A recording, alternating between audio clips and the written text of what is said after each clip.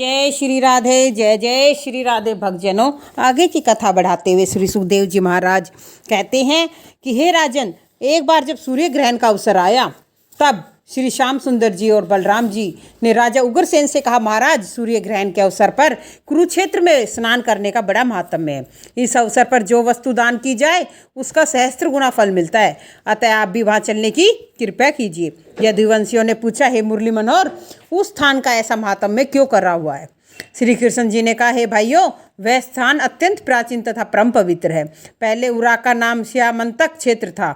जब से परशुराम जी ने क्षत्रियों को मारकर वहां खून की नदी बहाई तथा उससे पितरों का तर्पण किया, तभी से वह स्थान कुरुक्षेत्र के नाम से बोला जाता है। वहाँ ऋषि मुनि परमेश्वर की स्तुति एवं स्मरण किया करते हैं, इसलिए वहाँ सूर्य ग्रहण के अवसर पर स्नान करने का बड़ा महात्म्य है। यह सुनकर राजा उग्रसेन ने कुरुक्षेत्र चलने की स्वीकृति दे दी। श्री कृष्ण बलराम अपने माता पिता राजा उग्रसेन, रुक्मणी आदि स्त्री पुत्र और सभी यदुवंशियों को साथ लेकर कुरुक्षेत्र को चल दिए और तथा अपने पौत्र अनिरुद्ध और कृतवर्मा नामक यादव को द्वारिकापुरी की रक्षा के लिए छोड़ गए। कुछ दिन की यात्रा के बाद सब लोग कुरुक्षेत्र में पहुंचे तो वहां की भीड़ भाड़ तथा शोभा को देखकर सब लोग अत्यंत आनंदित हुए। वहां स्नान आदि करके ब्राह्मणों को बहुत सा दान दिया। हे परीक्षित, कुरुक्षेत्र में स्नान करने के लिए अनेक देशों के राजा आए हुए थे। वे सब श्री कृष्ण जी के आगमन का समाचार सुनकर उनके दर्शन करने आए। वहाँ भीष्मपिता तथा धृतराष्ट्र भी थे। उस समय कुंती ने कहा, हे कृष्ण जी, तुम्हारे भाइयों के ऊपर दुर्योधन ने बहुत अत्याचार किए हैं, परंतु तुमने उनकी कोई सुधि नहीं ली, इसका मुझे बड़ा खेद है। यह सुनकर श्री हरि बोले, हे बुआ, इसमें मेरा कोई दोष नहीं। अब मैं हर समय उन अपने भाइयों का ध्यान रखूंगा। हे परीक्षित, श्री कृष्ण जिस स्थान पर ठहरे हुए थे वहाँ समीप ही नंद, यशोदा आदि अन्य ब्रजवासी भी अपना डेरे लगाए हुए टिके हुए थे। जब उन्होंने यह सुना श्री कृष्ण जी अपने कुटुंब सहित स्नान करने को आए हैं तो वे अत्यंत प्रसन्न हो उनके दर्शन करने की इच्छा करने लगे। उसी समय किसी ने श्री मुरली मनोहर के पास जाकर यह समाचार दिया कि नंद बाबा और यशोदा मैया भी अन्य ब्रजवासियों के साथ यहाँ स्नान करने के लिए आए हैं तथा कुछ ही दूरी पर ठहरे हैं। इस समाचार को पाते ही श्री मुरली मनोहर उनके स्नेह को याद करके व्याकुल हो गए। वासुदेव जी ने जब यह जाना नंद यशोदा भी आए हुए हैं तो उन्होंने सब ब्रजवासियों को लेने के लिए रथ घोड़े भेज दिए। उसी समय किसी सखी ने रुक्मणी आदि को यह समाचार सुनाया, सो वे सब भी घबराई हुई देवकी के पास पहुंची। देवकी ने बताया कि नंद यशोदा तथा राधा आदि गोपी ग्वाल आए हुए हैं। तब रुक्मणी आदि स्त्री हंसती हुई आपस में कहने लगी, आज हमारे प्राणेश्वर राधा से भेंट करके अपना हृदय शीतल करेंगे। जिस समय देवकी ने राधा रानी के स्वरूप को देखा उस समय आश्चर्यचकित होकर सोचने लगी कि ऐसी परम सुंदरी को मेरे पुत्र ने किस प्रकार त्यागा होगा।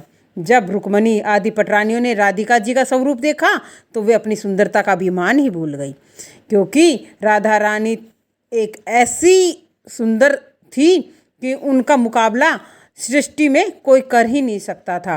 उन्होंने श्री कृष्ण जी से यह प्रार्थना की कि हे नाथ, यदि हम आपकी आज्ञा पावें तो राधिका जी को अपने साथ ले जाकर इनकी सेवा सत्कार करें। तब रुक्मणी आदि स्त्रियाँ राधा रानी को अपने साथ ले गई और वहाँ उनका बहुत आदर सत्कार करके 36 प्रकार के भोजन कराए और अनेक तरह के वस्त्र आभूषण पहनाए। उस समय रुक्मणी जी ने सब रानियों को सुनाकर यह कहा, तीनों लोकों में श्री राधा रानी के समान भाग्यशालिनी कोई नहीं है। श्री हरि को इस प्रकार अपने वश में किया हुआ है श्री कृष्ण की वो इनके सिवाय किसी के बारे में सोचते ही नहीं है। श्री कृष्ण ने सभी ब्रजवासियों को स्वागत सत्कार करके उन्हें 36 प्रकार के व्यंजन खिलाए। उस समय का जो ये आनंद था ना, उसका वर्णन किया ही नहीं जा सकता कि भगवान कैसे अपने मित्रों में, सगे संबंधियों में किस प्रकार से अपना आनंद के पल बिता रहे थे। तो इस आनंद को देखकर सभी ब्रजवासी और सभी यदुवंशी इस प्रकार खुश थे कि जैसे उन्हें बैकुंठ का दर्शन वहीं हो गए हों। आगे की कथा बढ़ाते हुए श्री सुखदेव जी कहते हैं कि एक दिन कौरव और पांडवों की स्त्रियां आपस में ऐसे ही बैठी हुई थी और वार्तालाप कर रही थी और श्री कृष्ण जी की भी पत्नियां उनके साथ बैठी थी और अपने अपने विवाह की चर्चा करने लगी।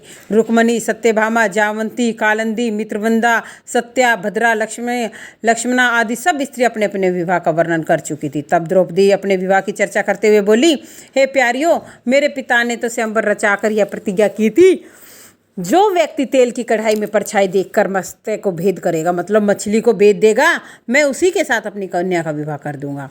अस्तु जब स्वयंवर के समय बहुत से राजा आए, दुर्योधन, जरासंध आदि सब पराजित होकर लज्जित हुए। उसी समय भीमसेन के बड़े भाई अर्जुन ने मछली को बेंधा, तब उनके गले में मैंने वरमाला डाल दी। यह देखकर अन्य राजा तो प्रसन्न हुए, परंतु दुर्योधन ने 5 पांडवों से युद्ध किया, सो वे सब हार गए। पीछे से जब वे मेरे को लेकर घर पहुँचे तो उन्होंने अपनी माता से दूर से ही कहा कि माँ देखो, हम तुम्हारे लिए कोई अनमोल वस्तु लाए हैं। माँ ने सोचा ये कोई खाने की वस्तु लाए होंगे। माँ ने बिना देखे ही कह दिया, आपस में 5 भाई बांट लो। माता का यह वचन सुनकर 5 भाइयों ने मुझसे विवाह कर लिया। इस प्रकार द्रौपदी ने अपने विवाह का वार्तालाप बताया। और हे परीक्षित, श्री श्यामसुंदर जी ने कहा, हमारे भाग्य जो है वो धन्य है जो आज इतने महात्माओं ने यहीं स्वयं पधार कर हमें दर्शनों के लिए कृतार्थ किया। उस समय वासुदेव जी ने खड़े होकर उनसे इस प्रकार कहा, महर्षियों, आप मुझे ऐसा कोई उपाय बताने की कृपा करो जिससे मैं भवसागर से तर जाऊं। नारद जी ने वासुदेव जी से कहा, मैं तुम्हें एक उपाय बताता हूँ। तुम कुरुक्षेत्र में विधि पूर्वक यज्ञ करके उसका फल श्री मुरली मनोहर को अर्पण कर दो। इससे तुम्हारा मोह दूर हो जाएगा और तुम्हारी मुक्ति हो जाएगी। यह सुनकर वासुदेव हाथ जोड़कर बोले, हे प्रभु जी, आपने उपाय बताया है तो इतनी कृपा कीजिए कि आप सब यहीं ठहर कर मेरा यज्ञ पूर्ण करा दे। यह सुनकर सब ऋषियों ने यह बात स्वीकार कर ली। तब नारद जी बोले, वासुदेव जी, आप अब यज्ञ की सामग्री एकत्रित कीजिए। राजन, नारद जी के कथनानुसार वासुदेव जी ने यज्ञ की सारी तैयारी कर ली। शुभ मुहूर्त में यज्ञ प्रारंभ किया। वहाँ जितने भी राजा और यदुवंशी आदि आए हुए थे, उन सब ने अपनी अपनी पत्नियों सहित यज्ञ कार्य किया।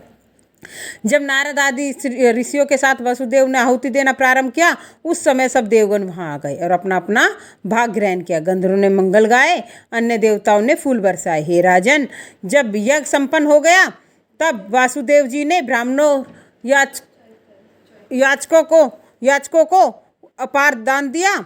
और उस समय वासुदेव जी ने नेत्रों में स्नेह का जल भरते हुए नंदराय जी से यह कहा कि हे नंदराय जी, आपने श्री कृष्ण बलराम जी का पोषण करके मुझ पर बड़ी कृपा की है और आपके इस एहसान से मैं उस ऋण को नहीं चुका सकता।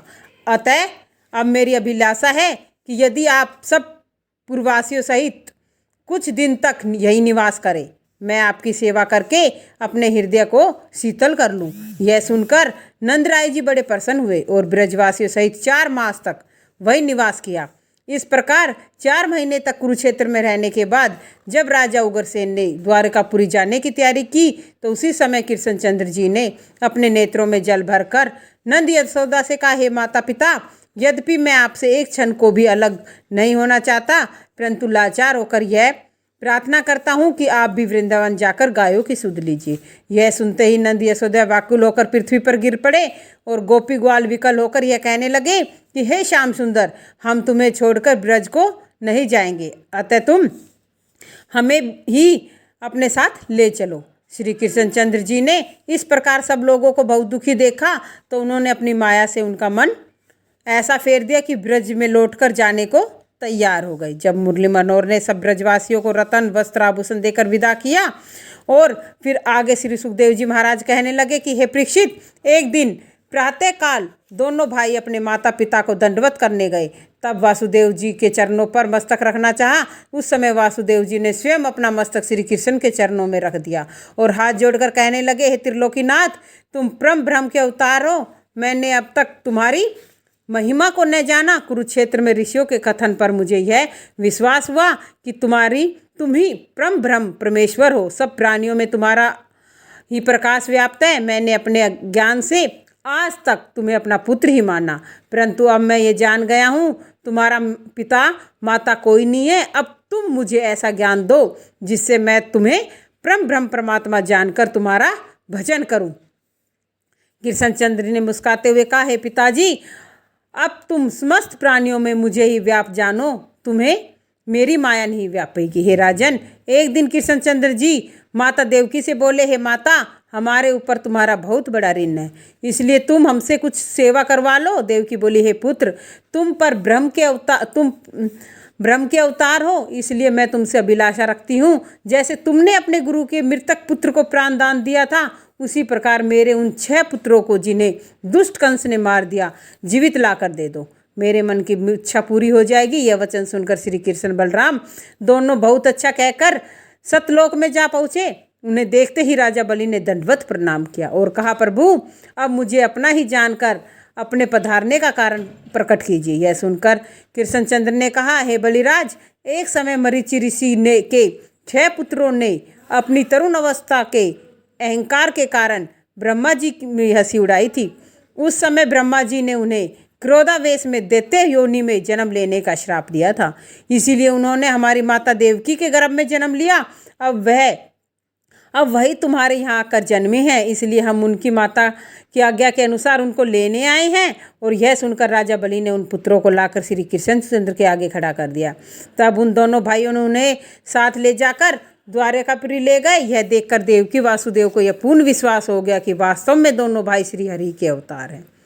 आगे की कथा बढ़ाते हुए सुखदेव जी महाराज कहते हैं कि श्री सुखदेव जी कहने लगे, हे परीक्षित, माता कुंती के अनुसार जब द्रौपदी 5 पांडवों की पत्नी बन गई, तब एक दिन देव ऋषि नारद ने कहा कि युधिष्ठिर सुनो, तुम 5 भाई हो, सो 1 वर्ष तक तुम द्रौपदी को अपनी एक बारी बारी से बांट लो। यदि कभी एक भाई की पारी में दूसरी भाई द्रौपदी के महल में जाए तो उसे 12 वर्ष तक वन में वनवास करना होगा। नारद जी की यह राय सबने स्वीकार कर ली और द्रौपदी एक भाई के पास 1 वर्ष तक रहने लगी। एक दिन संयोगवश ऐसा हुआ, अर्धरात्रि के समय द्रौपदी राजा युधिष्ठिर के भवन में थी। उसी दिन अर्जुन का गांडीव धनुष उसी भवन में रखा रह गया।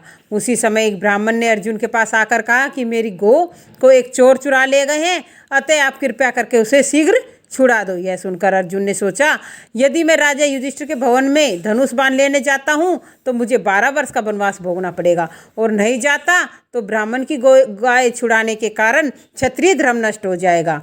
परंतु उचित यही है कि धर्म की रक्षा करनी चाहिए। यह निश्चय कर अर्जुन युधिष्ठिर के भवन में घुस गया। वहाँ से धनुष बाण लेकर ब्राह्मण की गौ को छुड़ाकर लाए। इस प्रतिज्ञा का उल्लंघन करने के कारण दूसरे दिन सुबह होते ही वे सन्यासी का वेश धारण करके वन को चले गए। कुछ दिनों उपरांत जब वे तीर्थाटन करते हुए द्वारिकापुरी पहुँचे तो उन्होंने यह सुना, श्री कृष्णचंद्र की बहन सुभद्रा विवाह के योग्य हो गई है। उस समय अर्जुन को यह समाचार मिला कि श्री कृष्णचंद्र की बहन सुभद्रा का विवाह मेरे साथ करना चाहते हैं, परंतु बलराम जी का विचार दुर्योधन के साथ करने का है, इसलिए वह मुझसे मिल जाए तो अधिक अच्छा है। ऐसा विचार कर अर्जुन ने सन्यासी वेश में राजभवन के पास जाकर अपना आसन जमा लिया। एक दिन श्री कृष्ण कथा सुनने के बहाने अर्जुन के पास आए। उस समय अर्जुन ने उन्हें बड़े सम्मानपूर्वक अपने निकट बिठाकर कहा, हे भगवान, मेरी इच्छा सुभद्रा से विवाह करने की है, परंतु कहते हुए मुझे संकोच हो रहा है, इसलिए जैसे अब तक आपने मेरी इच्छाएं पूर्ण की है वैसे ही आप मेरी इस इच्छा को भी पूर्ण करें। और यह सुनकर मुरली मनोहर ने कहा, हे पांडुनंदन, कुछ समय तक यही निवास करो। शिवरात्रि के दिन द्वारिकावासी रेवत पर्वत पर शिवजी की पूजा करने जाएंगे। उस समय सुभद्रा भी उनके साथ जाएगी। तुम मेरे रथ में बैठकर वहाँ पहुँच जाना। जैसे ही अवसर मिले वैसे ही सुभद्रा को उठाकर रथ में बिठा लेना और सीधे हस्तिनापुर ले जाना। वहाँ जब सुभद्रा पूजा करके सखियों के साथ लौट रही थी, उसी समय अर्जुन सुभद्रा उठाकर अपने रथ पर बिठाकर हस्तिनापुर को चले गए। जब बलराम जी ने यह खबर सुनी तो बहुत क्रोधित हुए और यदुवंशियों को साथ लेकर अर्जुन का पीछा करते हुए चले गए। उस समय श्री कृष्ण ने उन्हें बहुत समझाया, हे दादा, अर्जुन हमारी बुआ का बेटा, मित्र और कुलीन है। उसके बराबर तेजस्वी और शक्तिशाली यदुवंशियों में कोई भी नहीं है। यद्यपि उसने यह अनुचित कार्य किया है, फिर भी हमें उसे युद्ध करना उचित नहीं है। सुभद्रा का विवाह तो करना ही था, अब यदि अर्जुन के साथ हो गया तो इसमें लड़ाई की क्या बात है। अब यही उचित है, हम दहेज की वस्तु हस्तिनापुर को भेज देंगे। यह बात सुनते ही बलराम जी हल मुसल फेंक कर झुंझलाकर श्री कृष्ण से बोले, जब तुम ही ऐसा कहते हो तो फिर क्या होगा, अन्यथा उसकी क्या शक्ति थी जो वह सुभद्रा का हरण कर सकता था। यह कहकर बलराम जी ने बहुत सा द्रव्य, वस्त्र, आभूषण दहेज में हस्तिनापुर भिजवा दिए। तदुपरांत अर्जुन ने वह सुभद्रा के साथ विधिवत विवाह करके आनंद मनाया। इसी के साथ जय जय श्री राधे, जय जय श्री राधे, जय जय श्री राधे।